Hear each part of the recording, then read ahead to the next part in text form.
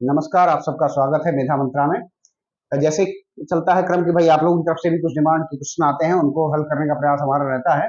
तो इसी क्रम में एक प्रश्न आया है, यदि किसी संख्या को उत्तरोत्तर 7 व 8 से भाग देने पर शेषफल क्रमशः 5 तथा 4 हैं, तब यदि उसी संख्या को उत्तरोत्तर 8 व 7 से भाग देने पर शेषफल क्रमशः क्या होंगे?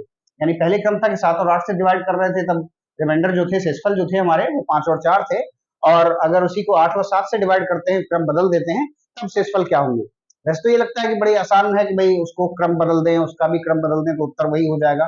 ऐसा इसमें नहीं होता है। कुछ तरीके, कुछ प्रश्न जो होते हैं वो ऐसे होते हैं जो बिल्कुल जैसा हम सोचते हैं उससे बिल्कुल अलग होते हैं। तो इसका तरीका क्या है वो देख लीजिए। एक इंटरेस्टिंग तरीका है। जैसे आप लोग खेलते भी होंगे, कुछ बच्चे, इस तरीके के गेम्स। एक क्रॉस और जीरो वाला क्वेश्चन वाला रहता है कि भाई एक पैटर्न बना लेते हैं हम, उसमें एक क्रॉस एक जीरो बनाते हैं दो कंपटीटर, और वो एक दूसरे को कोई एक पैटर्न कंप्लीट नहीं करने देते। डायगोनल हुआ या रो या कॉलम जो है उसमें कोई कंप्लीट ना हो पाए किसी का क्रॉस या जीरो।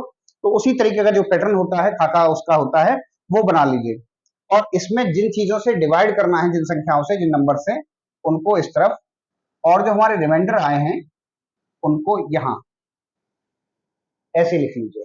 अब इसके बाद हमें क्या करना होता है कि यहाँ आप 1 प्लेस कर लीजिए, 1 लिख लीजिए। फिर इसको इस तरीके से डायगोनली 8 को 1 से मल्टीप्लाई करना है, गुणा करना है। और ये जो 1 या रिजल्ट जो आएगा 8 का 1 से मल्टीप्लाई होने के बाद, इसको इससे प्लस कर देना है। ठीक है, तो 8 1 जा 8 प्लस 4 12। ये इसका जो रिजल्ट आएगा वो हम यहां रखेंगे 12। अब वही पैटर्न जो इसमें किया है वही बिल्कुल यहां आ जाएगा। इसमें भी 7 से इसको मल्टीप्लाई करेंगे और 5 से ऐड कर देंगे, प्लस कर देंगे। 12 और 7 को मल्टीप्लाई कर दीजिए तो 7 12 जा या 12 7 जा 84, 84 प्लस 5 89। ठीक है, ये 89 आ गया। अब ये जो सेम पैटर्न है वही उस तरीके का खाका, उसी तरीके का पैटर्न हमें इधर ड्रॉ कर लेना है। और जैसा कि उसमें है कि भाई सीक्वेंस इस बार चेंज कर देंगे, तो सीक्वेंस चेंज कर दीजिए। इधर 8 कर दीजिए, इधर आप 7 कर दीजिए। ठीक है, अब क्योंकि रिमाइंडर हमें ऑब्टेन करने हैं तो वहां हम अभी कुछ नहीं लिखेंगे, लेकिन ये जो नंबर मिल जाता है, ये जो रिजल्ट हमारा आ जाता है, इसको आप यहां प्लेस कर लीजिए।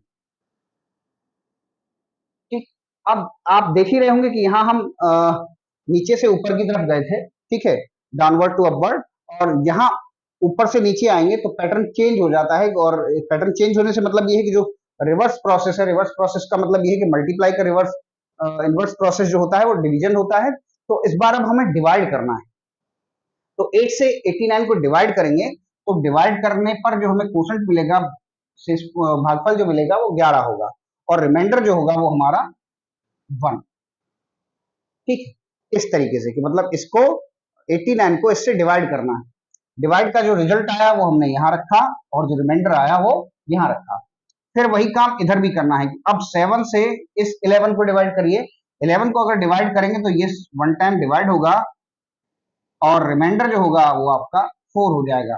तो अब आप देख सकते हैं जो हमारा एक्सपेक्टेशंस जो थी कि भाई इनको हम, इनका सीक्वेंस बदल दें, या फिर जो भी कोई हम सोच सकते थे कि भाई कुछ और हो सकता है आंसर, तो वो बिल्कुल हमारी एक्सपेक्टेशन से बिल्कुल डिफरेंट आंसर आए हैं। आप देख रहे हो यहाँ 1 आया है और ये 1 और 4, तो यानी अब जो हमारा रिजल्ट होगा वो 1,4, ये सीक्वेंस के रिमाइंडर होंगे, शेषफल होंगे।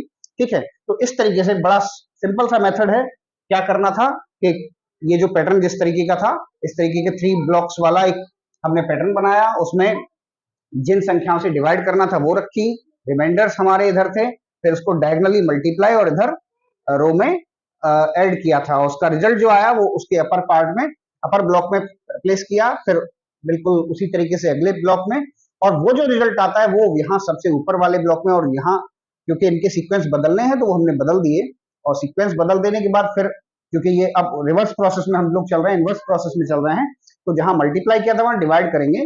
तो इसको 8 से 89 को हमने डिवाइड किया, और डिवाइड का जो रिजल्ट आया, क्वोशंट जो आया वो यहाँ, जो भागफल आया है, और फिर इसके बाद जो शेषफल बचा रिमाइंडर वो यहाँ, फिर से जो यहाँ नंबर आया उसको 7 से डिवाइड किया, जितने बार डिवाइड किया हमारा क्वोशंट जो था वो यहाँ, और फिर रिमाइंडर यहाँ।